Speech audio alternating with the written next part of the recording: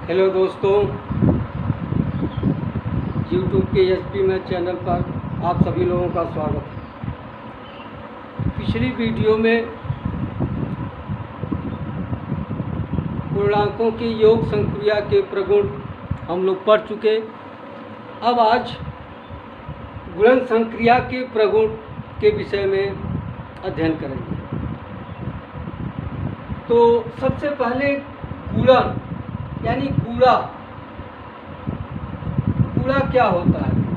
जैसा कि हम जानते हैं, गुणा की परिभाषा है किसी संख्या को उसी संख्या में बार बार जोड़ने की क्रिया को गुणा कहते हैं। किसी संख्या में उसी संख्या को बार बार जोड़ने की क्रिया को गुणा कहते हैं।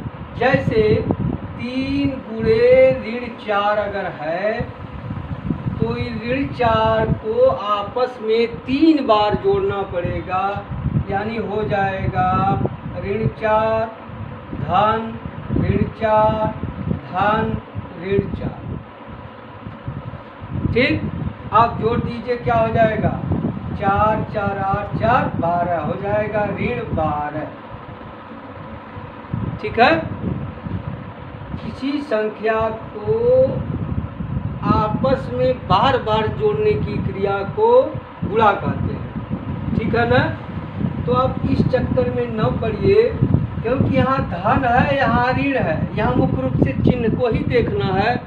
तो आप ठेठ भाषा में जान लीजिए,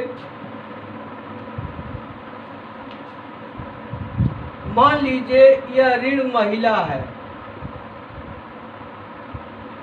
और धन पुरुष है।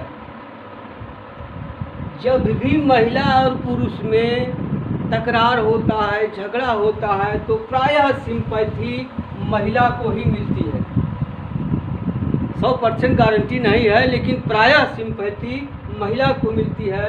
इसलिए जब भी महिला और पुरुष में तकरार होगा, विजय महिला की होगी। तो यह जान लीजिए, धन ऋण या ऋण धन का गुणनफल सदैव ऋणात्मक होता है। ऋणात्मक होता है, यानी यूं कहिए, दो विपरीत चिन्ह वाली संख्याओं का गुणनफल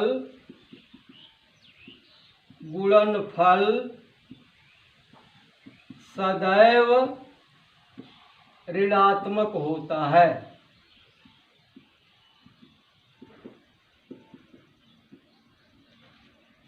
दो विपरीत चिन्ह वाली धन या ऋण या धन वाली संख्याओं का गुणनफल सदैव ऋणात्मक होता है। ये आप जान लीजिए, ध्यान में रखिए। इस तरह से अगर आप रखें तो शायद जिंदगी भर नहीं भूलेगा। जानते हैं, जब महिला और पुरुष में तकरार होता है तो सिंपैथी महिला को ही मिलती है प्रायः।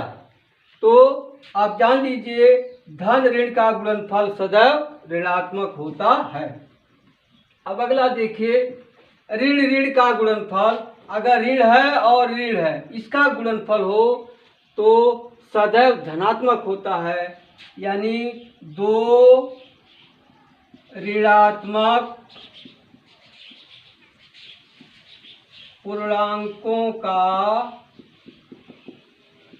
गुणनफल सदैव धनात्मक होता है।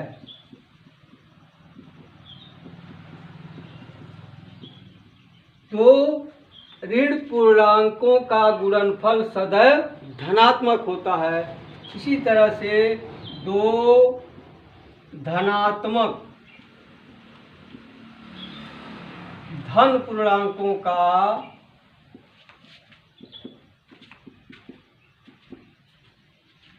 गुणनफल सदैव धनात्मक होता है। ठीक है। अब विपरीत चिन्हों वाली पूर्णांकों का गुणनफल ऋणात्मक होता है, समान चिन्हों वाली पूर्णांकों का गुणनफल सदैव धनात्मक होता है। या यूं कहिए, दो समान चिन्हों वाली पूर्णांकों का गुणनफल सदैव धनात्मक होता है और विपरीत चिन्हों वाली पूर्णांकों का गुणनफल सदैव ऋणात्मक होता है। अब आ जाइए गुणन संक्रिया के प्रगुण में।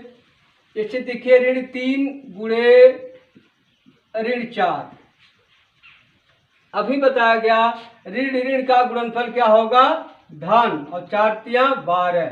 दूसरा ले लीजिए ऋण 5 गुणे धन 2 का गुणनफल क्या होगा, धन ऋण है, ऋण धन है, गुणनफल होगा ऋण 5 दूनी 10। इसी से देख लीजिए, देखिए ऋण 3 और ऋण 4 भी पूर्णांक है, धन 12 भी पूर्णांक है, ऋण 5 धन 2 पूर्णांक है, ऋण 10 भी पूर्णांक है।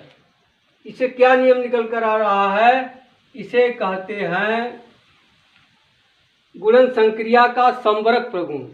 यानी दो पूर्णांकों का गुणनफल सदैव पूर्णांक प्राप्त होता है, दो पूर्णांकों का गुणनफल सदैव पूर्णांक प्राप्त होता है, जिसे संवरक प्रगुण कहा जाता है। अब दूसरा देख लीजिए ऋण 3 गुणे ऋण 5 बराबर हो जाएगा धन 15, और इसको लिख सकते हैं ऋण 5 गुणे ऋण 3 बराबर हो जाएगा धन 15। दूसरा उदाहरण लीजिए ऋण 2 गुणे 3 या धन 3 कर ले, बराबर हो जाएगा ऋण 6, या इसे कर दे धन 3 गुणे ऋण 2 बराबर हो जाएगा ऋण 6। देख रहे हैं, दो पूर्णांकों का गुणा करते समय उनके क्रम बदलने पर भी गुणनफल वही प्राप्त होता है। इसे कहते हैं गुणन संक्रिया का क्रम विनिमेय प्रगुण। इसे गुणन संक्रिया का क्रम विनिमेय प्रगुण कहते हैं। अब चलिए आगे देखते हैं। अब 3 पूर्णांक लीजिए, ऋण 2 गुणे धन 5 गुणे ऋण 3। अब इस दोनों के एक साथ में, इसको एक साथ, तो हो जाएगा ऋण धन का गुणनफल होगा ऋण 10 गुणे ऋण 3। अब इस दोनों का गुणनफल हो जाएगा धन 30। अब इन दोनों को साथ लें तो हो जाएगा ऋण 2 गुणे ऋण 15। अब इन दोनों को साथ लेके हो जाएगा धन 30। देखिए गुणनफल वही प्राप्त होता है। इस क्रिया को गुणन संक्रिया का सहचर प्रगुण कहा जाता है। गुणन संक्रिया का सहचर प्रगुण कहा जाता है। यानी 3 पूर्णांक दिए हों, अगर उनका परस्पर गुणा करना हो, चाहे पहले दूसरे का गुणा करके तीसरे में गुणा करें या दूसरा तीसरा गुणा करके पहले में गुणा करें, गुणनफल वही आता है। इस नियम को गुणन संक्रिया का सहचर प्रगुण कहते हैं। अब देख लीजिए ऋण 8 गुणे 0 बराबर हो जाएगा 0। 5 गुणे 0 बराबर 0।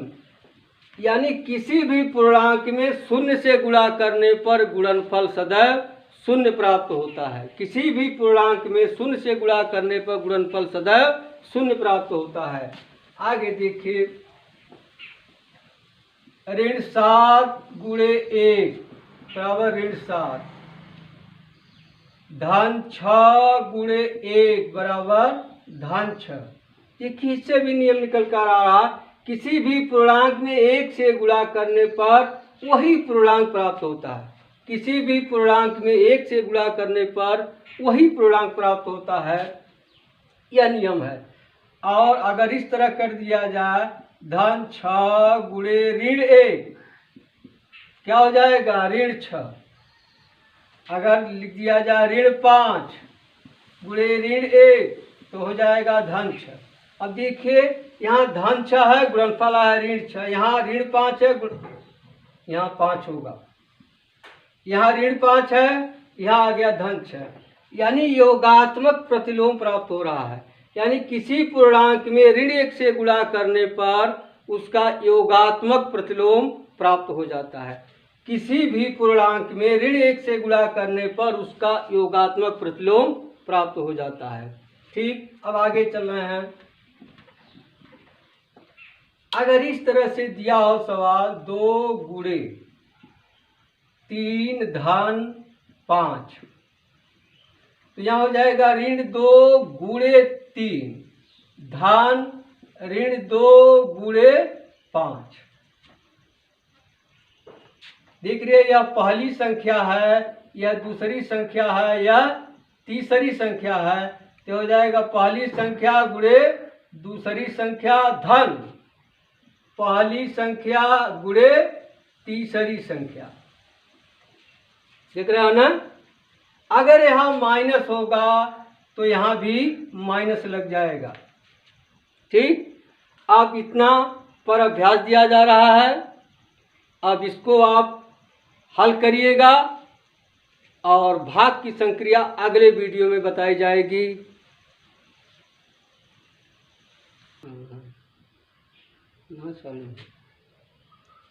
हाँ, देखिए अभ्यास प्रश्न है, इसको आप लोग हल करिए। जो समस्या हो कमेंट करके लिखिए। यदि वीडियो अच्छा लगे तो सब्सक्राइब कीजिए, लाइक कीजिए। हाँ, एक चीज़ देख लीजिए, बताया गया ऋण 1 गुणे ऋण 1 का गुणनफल सदैव धनात्मक होता है, यही ना। लेकिन ध्यान दीजिए, यह ऋण 1 घाते 2 रहा। यदि ऋण 1 का घात विषम संख्या होगी जो 2 से नहीं कटेगी, जैसे एक ऋण 1 घाते 3 है, यह 5 है, यह 7, इसी तरह से होगा, तो इसका गुणनफल सदैव ऋणात्मक होगा। यह ध्यान दीजिएगा, ऋण 1 का घात अगर विषम संख्या है तो उसका गुणनफल सदैव ऋणात्मक होगा। ठीक है, इतना हल करिए। धन्यवाद। अब मिलते हैं अगली वीडियो में।